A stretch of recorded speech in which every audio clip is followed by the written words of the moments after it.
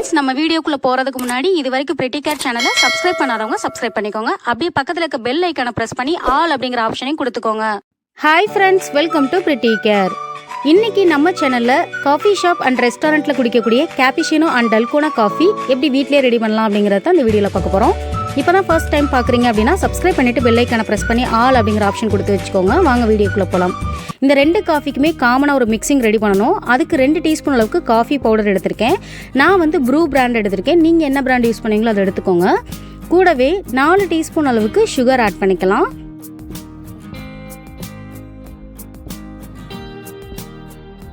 Sugar add பண்ணியாச்சு. Next வந்து 3 teaspoon அளவுக்கு நார்மல் வாட்டர் ஆட் பண்ணிக்கலாம். இந்த 3 திங்ஸை யூஸ் பண்ணி தான் நம்ம க்ரீமி டெக்ஸ்சர் இப்போ ரெடி பண்ண போகிறோம்.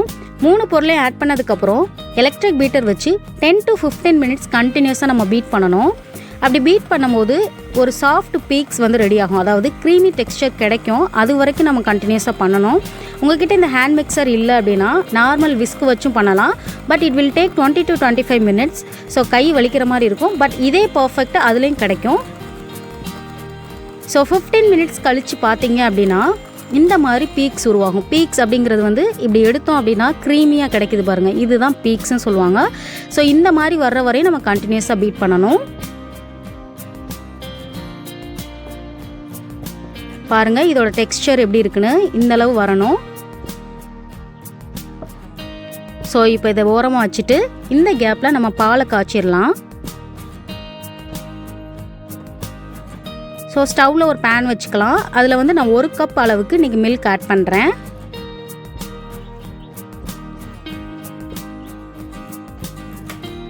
ஸ்டவ் ஆன் பண்ணிவிட்டு ஹீட் டெம்பரேச்சர் செட் பண்ணிக்கோங்க. ஸோ பால் நல்லா காஞ்சி வரட்டும். பாருங்கள் லைட்டாக பபுள்ஸ் வர ஆரம்பிச்சிருக்கு. இந்த ஸ்டேஜில் நான் 2 டீஸ்பூன் அளவுக்கு சுகர் ஆட் பண்ணிக்கிறேன்.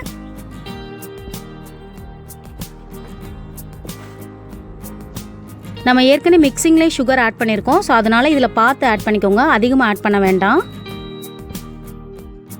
ஸோ அவ்வளோதான், ஸ்டவ் ஆஃப் பண்ணியாச்சு. நல்லா காஞ்சிருச்சு. இப்போது 2 கிளாஸ் எடுத்திருக்கேன். ஒன்றில் வந்து கேப்பிச்சினோ காஃபியும் இன்னொன்றில் டல்கோனா காஃபியும் பண்ணுறது எப்படி அப்படிங்கிறத பார்க்க போகிறோம்.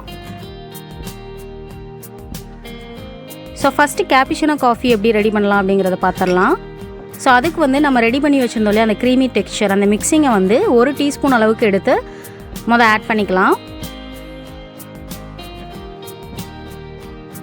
1 கிளாஸ்க்கு 2 டீஸ்பூன் தேவைப்படும். ஃபஸ்ட்டு 1 டீஸ்பூன் போட்டுட்டு இப்போ நம்ம காய்ச்சின பால் இருக்கு இல்லையா, சூடான பால், அதை வந்து இதில் உள்ளே ஆட் பண்ணிக்கலாம்.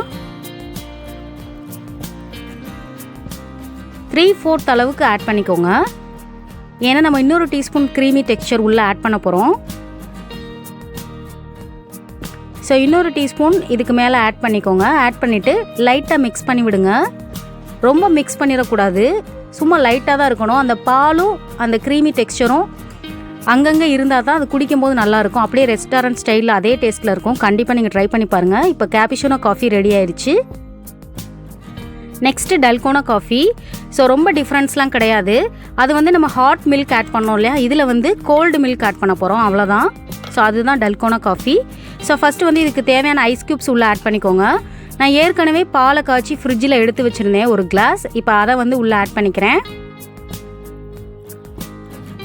இதுலேயும் 3/4 அளவு மட்டும் மில்க் ஆட் பண்ணிக்கோங்க. மேலே வந்து இந்த காஃபி மிக்சிங் நம்ம போட போகிறோம்.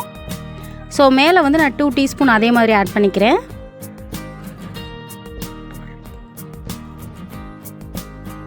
இந்த காஃபி மிக்சிங் போட்டதுக்கப்புறம் ரொம்ப போட்டு கிண்ட வேண்டாம். ஸோ மேலோட்டமாக அரைகுறையாக கிண்டுனா போதும். அதுதான் நல்லா பர்ஃபெக்டாக இருக்கும். ஸோ பாருங்கள், பார்க்கும்போதே உங்களுக்கு தெரியும் எந்தளவு ரிசல்ட் சூப்பராக வந்திருக்குன்னு. இப்போது டல்கோனா காஃபி ரெடி ஆயிடுச்சு. இன்றைக்கி வந்து நம்ம 2 ரெசிபி பார்த்தோம். ஒன்று வந்து கேப்பிச்சினோ, இன்னொன்று வந்து டல்கோனா. 2மே ரிசல்ட் ரொம்ப சூப்பராக பர்ஃபெக்டாக வந்திருக்கு. நம்ம ரெடி பண்ண மிக்சிங் வந்து எக்ஸ்ட்ராவாக இருந்தால் அதை வேஸ்ட் பண்ண தேவையில்லை. இந்த மாதிரி ஒரு ஏர்டைட் கண்டெய்னரில் போட்டு ஃப்ரிட்ஜில் வச்சுக்கிட்டோம் அப்படின்னா 2 நாள் வரையும் நம்ம யூஸ் பண்ணலாம். அதோட டேஸ்ட்டு ஃப்ளேவர் எதுவுமே மாறாது, பர்ஃபெக்டாக இருக்கும். பட் ஏர்டைட் கண்டெய்னரில் மட்டும்தான் நீங்கள் யூஸ் பண்ணணும். ஓகே ஃப்ரெண்ட்ஸ், இதோட என்னோடய வீடியோ முடிச்சுக்கிறேன். இந்த 2 ரெசிபியை கண்டிப்பாக நீங்கள் உங்கள் வீட்டில் ட்ரை பண்ணி பாருங்கள். ட்ரை பண்ணிவிட்டு உங்களுடைய கமெண்ட்டை வந்து கமெண்ட் செக்ஷனில் தெரிவிங்க.